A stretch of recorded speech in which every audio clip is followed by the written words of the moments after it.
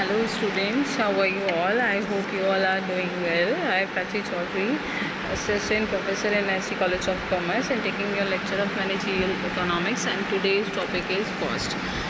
In our last lecture we discussed about what is cost definition and types of cost.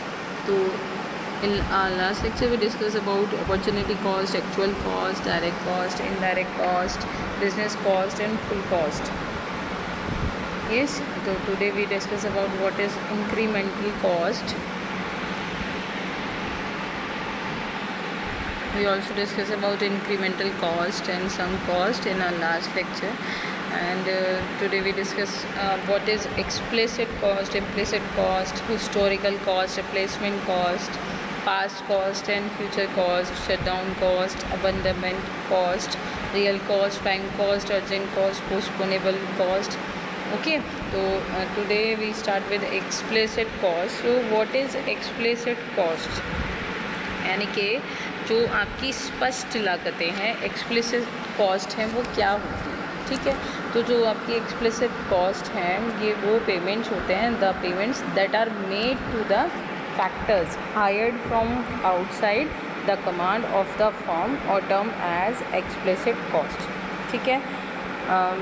The entrepreneur who makes monetary payment for the various productive factors being purchased or hired which do not belong to him, rent, wages, interest, salaries, payment for raw materials, fuel, power, insurance, premium, etc. are the examples of explicit cost.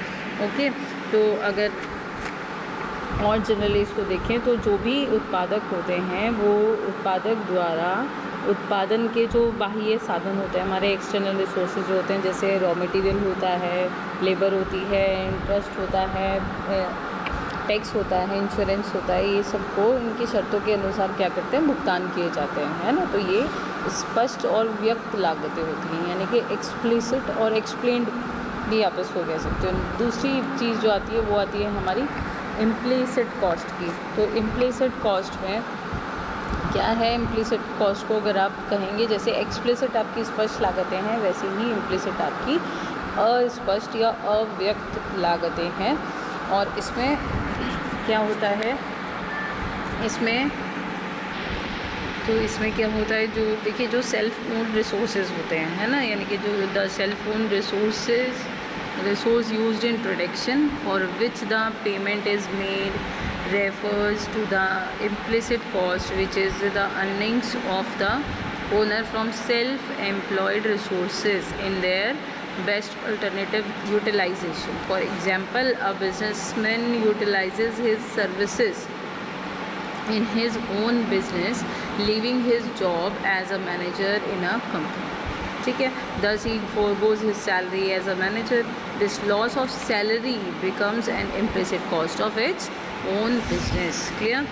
और अस्पष्ट लागतें जो हैं वो क्या है, जो भी आपका उत्पादक होगा उसके द्वारा लगाए गए जो स्वयं के साधनों का, जैसा हमने कहा कि सेल्फ ओन है ना, तो साधनों का पुरस्कार अस्पष्ट लागतें कहलाती हैं, ठीक है।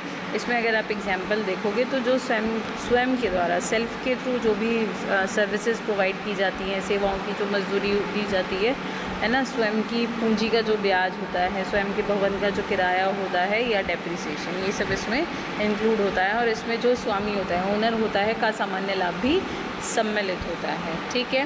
नेक्स्ट हमारा आता है नेक्स्ट हमारी इसमें आती है past cost and future cost.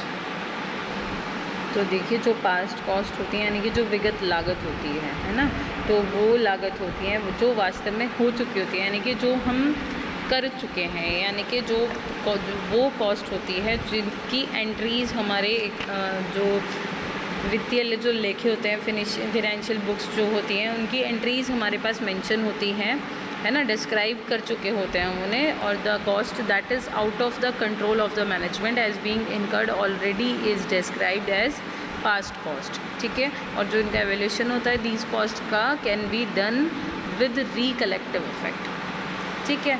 और ये वो लागतें हैं वास्तव में जो हो चुकी हैं और जिनकी जो वित्तीय लेखों में प्रविष्टि कर दी गई होती है, ठीक है, वो क्या कहलाती है, हमारी पास्ट कॉस्ट कहलाती है। अब बात करते हैं हम फ्यूचर कॉस्ट की। तो फ्यूचर कॉस्ट क्या होगी? फ्यूचर कॉस्ट होगी, देखो नाम ही है, भविष्य की जो लागत होगी है ना, भावी लागत आप इसको कह सकते हो। तो यानी कि जो जिसको आप फोरकास्ट करते हो, ठीक है, जो आप फोरकास्ट करते हो। Besides future cost is those that are expected to be incurred in future. They are involved in forecasting for the control of expenses, appraisal of capital expenditure, decision on new projects, as well as expansion programs and profit loss projections through proper costing under assumed cost conditions. Clear? तो ये past cost and future cost है। Next हम इसमें आते हैं historical cost and replacement cost.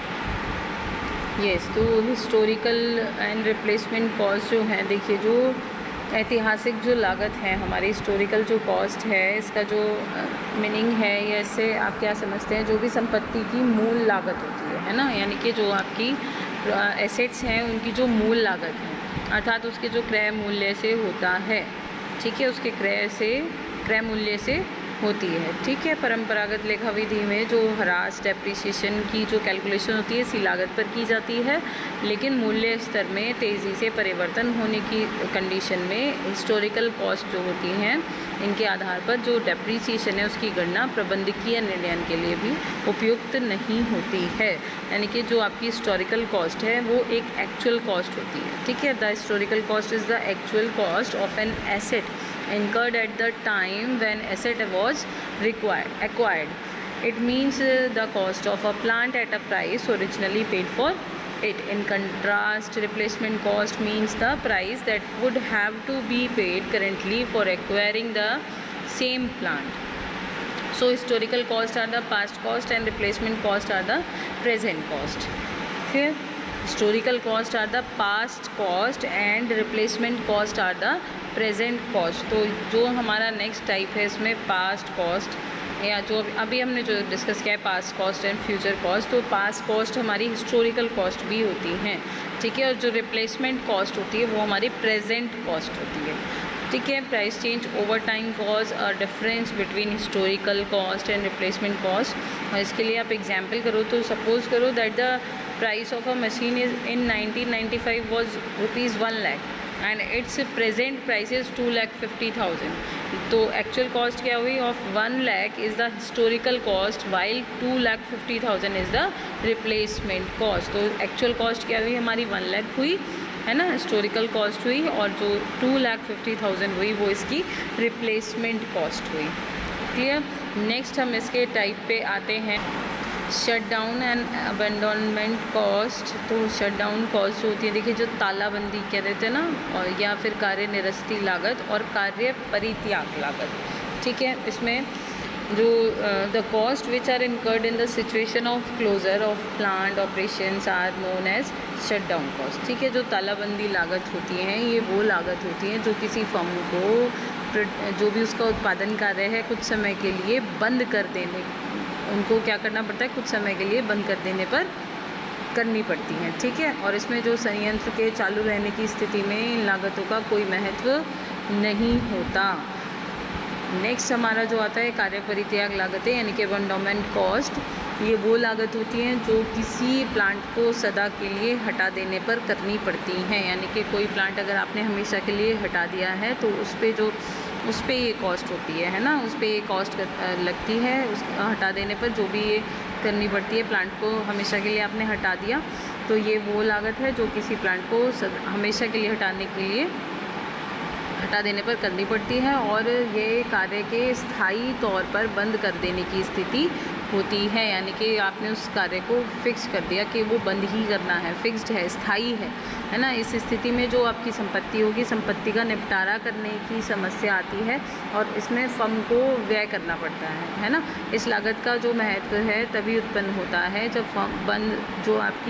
जबकि one firm का जो स्वामी है अपनी फर्म की संपत्तियों के निपटारे का निर्णय लेता है, ठीक है। तो ये थी हमारी shut down cost and abandonment cost. और नेक्स्ट हम इसमें आते हैं हमारी रियल कॉस्ट एंड प्राइम तो अब हम बात करते हैं real cost and prime cost की।